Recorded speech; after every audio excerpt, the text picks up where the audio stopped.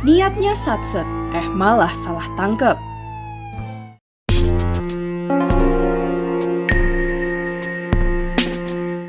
Kasus salah tangkap pelaku kriminal oleh pihak kepolisian sudah berulang kali terjadi. Pada rilis Komisi untuk Orang Hilang dan Korban Tindak Kekerasan atau Kontras mencatat, ada 15 peristiwa salah tangkap yang terjadi dalam rentang waktu Juli 2023 hingga Juni 2024. Nyatanya, kasus salah tangkap sudah terjadi sejak puluhan tahun lalu. Pada 1974, terjadi kasus salah tangkap yang menggemparkan, yakni kasus Sengkon dan Karta. Kedua orang yang berprofesi sebagai petani ini dituduh merampok dan membunuh Sulaiman dan Siti Haya, pasangan suami istri asal desa Bojongsari, Jawa Barat.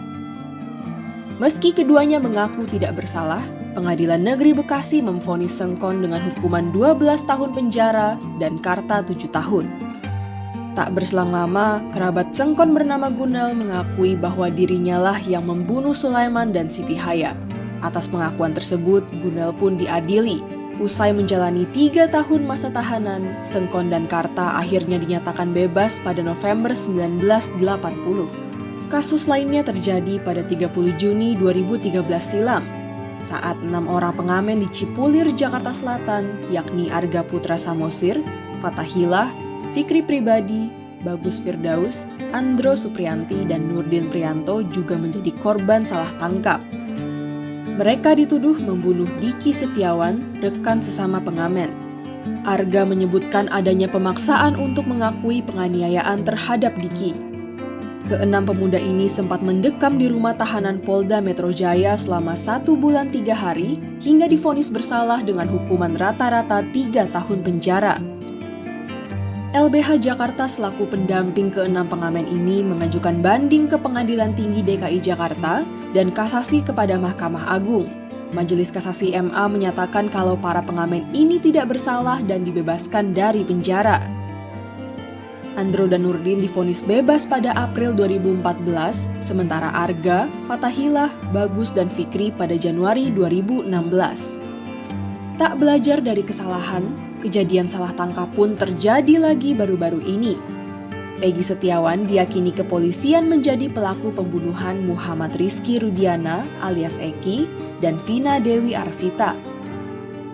8 tahun lalu, mereka disebut meninggal akibat kecelakaan tunggal saat keduanya ditemukan terkapar di tanjakan flyover Talun, Cirebon. Polres Cirebon Kota mulai mencurigai Eki dan Vina dibunuh setelah menerima laporan dari ayah Eki atau Inspektur 2 Rudiana, yang saat itu menjabat sebagai Kepala Unit Satuan Narkoba Polres Cirebon Kota. Dalam berita acara pemeriksaan, Rudiana menceritakan kronologi pembunuhan kedua korban serta menyebutkan 11 nama yang diduga mengeroyok dan menganiaya Eki dan Vina, lalu memperkosa Vina. 4 diantaranya yang menjadi buron adalah Peggy Setiawan alias Perong, Andi, Dani, dan Andika. 21 Mei 2024, polisi menangkap Peggy di kota Bandung setelah yakin bahwa Peggy Setiawan yang mereka tangkap adalah Perong. Peggy menyangkal tuduhan polisi lantaran tidak mengenal Eki dan Vina, serta tidak berada di Cirebon saat pembunuhan terjadi. 11 Juni 2024, Peggy mengajukan gugatan pra-peradilan ke Pengadilan Negeri Bandung. 8 Juli 2024, gugatan tersebut dikabulkan oleh Hakim Tunggal Eman Sulaiman dan Peggy Setiawan pun bebas setelah 1 bulan mendekam di ruang tahanan. Selain salah tangkap, penyiksaan juga kerap dialami oleh terduga pelaku ataupun tersangka kriminal. Kontras mencatat sebanyak 40 kasus penyiksaan dilakukan anggota kepolisian dalam kurun waktu Juni 2023 hingga Mei 2024. Selama periode Januari sampai Mei 2024, Lembaga Bantuan Hukum Masyarakat juga mendokumentasikan setidaknya 35 tahanan di 3 rumah tahanan negara Jakarta yang mengaku mendapatkan penyiksaan pada proses penyidikan. Penyiksaan juga dialami oleh terduga pelaku yang ternyata korban salah tangkap. Salah satunya kasus Dul Qosim yang terjadi pada 24 Juli 2023. Ia ditemukan tewas di pinggir jurang Jalan Raya Purwakarta, Kabupaten Bandung Barat. Sebelumnya, Dul Qosim ditangkap atas dugaan keterlibatan pengiriman narkoba.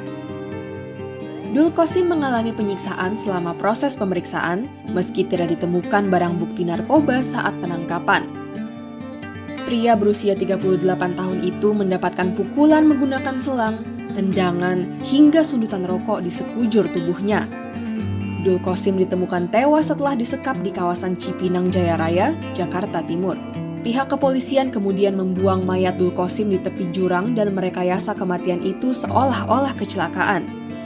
Namun hasil autopsi menyatakan Dul Qosim mengalami pendarahan di usus halus, pembendungan darah di paru-paru dan otak, tulang iga patah, otot jantung robek, serta memar pada permukaan otak besar. Kekerasan yang dialami Dul Qosim tidak sesuai dengan 6 prinsip penggunaan kekuatan dalam tindakan kepolisian yang tertuang dalam Pasal 3 Peraturan Kapolri Nomor 1 Tahun 2009, yaitu prinsip proporsionalitas yang mengutamakan keseimbangan antara ancaman yang dihadapi dan tingkat kekuatan kepolisian, karena kasus ini menimbulkan korban jiwa akibat penderitaan yang berlebihan. Kontras menilai, aksi salah tangkap yang kerap terjadi bisa didasari oleh 3 hal, yakni ketidakpatuhan terhadap prosedur, terburu-buru, dan beban kerja kepolisian yang besar. Yang pertama, adanya prinsip-prinsip dalam penyelidikan dan penyidikan yang disimpangi oleh kemudian anggota kepolisian, banyak yang menyebut oknum, yang kemudian menjadi pelaku salah tangkap. Yang kedua, kenapa salah tangkap sering terjadi? Mungkin karena dalam beberapa kasus pidana ada target yang harus dikejar, sehingga dalam tanda kutip banyak anggota kepolisian yang secara terburu-buru kemudian ingin melakukan penangkapan terhadap tersangka, padahal belum mendalami alat bukti maupun petunjuk sebagaimana seharusnya dilakukan berdasarkan hukum acara pidana. Dan yang ketiga, ada tekanan kepada penyidik atau kepada anggota kepolisian yang melakukan penyidikan. Alih-alih melakukan evaluasi, DPR RI justru merevisi Undang-Undang Polri yang tidak secara tegas mengatur mekanisme pengawasan bagi institusi Polri dan anggotanya, serta tidak menegaskan posisi Komisi Kode Etik Kepolisian dan Komisi Kepolisian Nasional sebagai lembaga pengawas dan pemberi sanksi bagi anggota Polri yang melakukan pelanggaran. Selama ini Kompolnas memiliki fungsi yang terbatas sehingga belum bisa melakukan fungsi pengendalian, pengawasan, dan penindakan secara efektif, yang mengakibatkan minimnya efek jera terhadap polisi pelanggar. Koalisi masyarakat sipil berpendapat, jika RUU Polri memang secara serius ingin mewujudkan institusi kepolisian yang lebih profesional dan akuntabel, pembahasan RUU ini seharusnya melibatkan partisipasi publik. Lembaga Survei Indonesia mencatat bahwa pada tahun 2023, kepolisian berada di posisi paling rendah dibandingkan kejaksaan, pengadilan, dan KPK dengan persentase 64%. Pengaturan mekanisme pengawasan yang kuat terhadap institusi kepolisian juga perlu dipertimbangkan untuk mengurangi pelanggaran-pelanggaran yang sudah terjadi, salah satunya aksi salah tangkap dan penyiksaan. Kekerasan dan ketidakadilan dalam penyidikan kepolisian tidak bisa lagi diabaikan. Penegakan hukum harus dijalankan dengan tegas, berlandaskan penghormatan terhadap hak asasi manusia.